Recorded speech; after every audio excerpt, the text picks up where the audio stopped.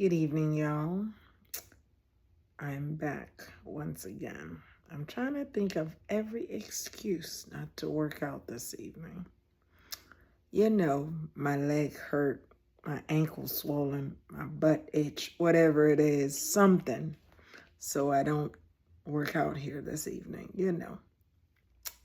But tomorrow, when I get on that scale and it doesn't move, I'm going to be mighty annoyed. And this young lady of mine that's been on top of everything, I think, listen, she lives in my head rent free. Because I got to tell her what I did tonight. And you know me, I'm going to try to twist it somehow, but eventually I got to cough it up. So I am trying to get enough or muster enough energy to do what I got to do this evening. So, y'all, just like I tell you, no excuses.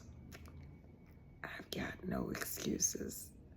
Today was nice and warm. I thought I was going to go for a walk. And then before you know what, 50 million things happened. I had to pick up my son from tutoring, da-da-da-da-da. Got home, had to cook. And already it's like 8:30 at night. So I'm in the garage. It's me and this garage trying to make it happen. So we'll see how much I can do. A little something is better than nothing. So I'm going to try to put in about 30 minutes of lifting and see what happens tomorrow. Today was a good eating day. I got through the disastrous aspect of cooking and not being able to eat it. I think that's one of the most difficult things to do, really, in all seriousness. When, like, a patient tells me that, yes, I cook for everybody, especially if one is a diabetic, and then everything, just about everything, it seems like you sneeze and the blood sugar goes up. And I remember my mom telling me the same thing. It's like, it seems like everything I eat, causes the sugars to go off. So there's that sense of defeat. And I think that's what it is. You feel defeated. So I urge you to continue cutting down on them carbs. And the saddest thing is they are the best tasting stuff that causes us problems, right? So annoying. Of course, the sugars. And I was kidding and playing around about the brownies that I'm going to make for the staff. But I happen to love brownies. Those are my thing, right? And just the thought of having to make them, smell them in the house, walking in, that smell does not go away for at least a full day. And not being able to taste them when they're done, it's like crazy. I think sometimes people, may think that, oh my God, she is so in love with food. But the things that you love to eat, it's hard to walk away from. So this is going to be a test for me. And I'm trying to really avoid making my loves the things that I absolutely love to eat. But it's one of those things that you can't avoid at times when you have to feed the family, but you have to do something different. You have to stay with your program so that you don't, what she calls, self-sabotage. So, yeah, I need to get those things out of my office. Thinking about it. But anyway, getting back to cooking for everybody else, I think the best thing is to meal prep, because if I didn't have something to eat this evening, I would have ended up self-sabotaging because that's the only thing I had in front of me. So I made sure I got at least 2 liters of water today, so I don't feel hungry, even though I was pushing myself to have the salad this evening, but I didn't feel so hungry that I was jumping over the pasta I was making. I think that's very helpful. I'm trying to think of other things that I've been doing to,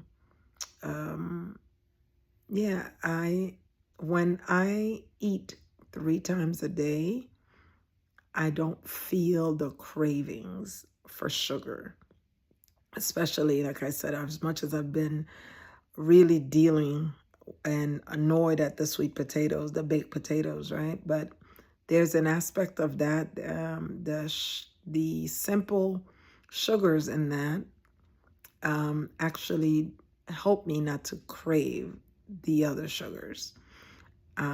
If there's something that has been extremely difficult in this journey, as well as during menopause, is resisting the cravings. So I feel for y'all. I feel for you guys when you tell me, oh my God, it seems like the thing is calling my name at midnight. Yeah, I get it. It feels like it's calling your name at midnight. So, but be encouraged. You know, we can all do this. We can do it together. The struggle is real. I completely get it. And like I said, I'm sitting here really, really debating the workout and, you know, how much my body's really into it. I'm tired. I've had a full day, as you guys know. And, you know, as like many of you, life does not stop after your regular job. You clock into mommy and wife and, you know, daughter and all of that and friend. So nothing stops. So life keeps going. We keep plugging away. I hope y'all are doing what you need to do. Like I said, I'm not so much interested, as much as I may mention a pound here and there. I just want to feel better. I have had more joint pains.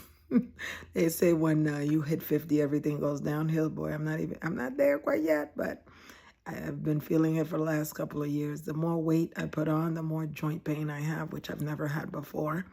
I've been a runner most of my life, so now it's a lot of the, you know, clink, clink, clink, and my knees I'm starting to feel.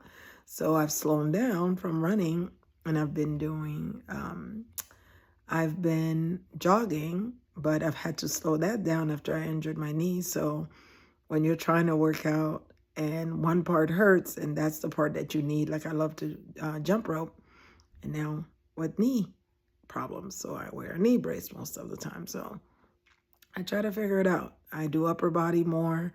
I do the elliptical that I have here, or I slow walk, but whatever you can do to get that workout in. 20 minutes is better than nothing. 30 minutes a few times a week, 3 times a week goes a long way.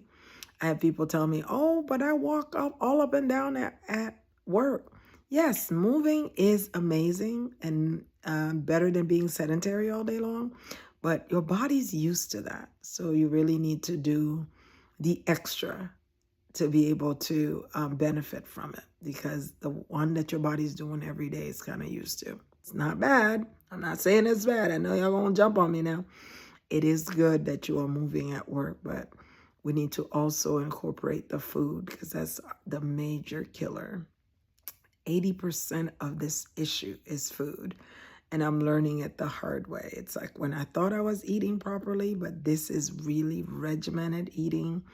And the little bit of cheating I think I'm doing, or sometimes, is costing me. So I have dropped it. But of course, y'all know I'm going to complain about it. It is what it is. All right. So stay encouraged, y'all. This weight loss thing is, or healthier eating. Let me put it this way. I hate to call it weight loss, but healthier eating takes a lot of energy. It takes a lot of willpower. It takes God sometimes, or God in all things, right? He's in every little detail, but it takes God to kind of assist you through these difficult cravings. So I find that it's especially difficult for us women with all these things we have to deal with, whether it is time of the month, or whether it is menopause, perimenopause. It's a challenge. It's a challenge. So keep doing you. Keep stay motivated. Every day is going to be different, but keep plugging. That's what I'm doing. Not any different than y'all.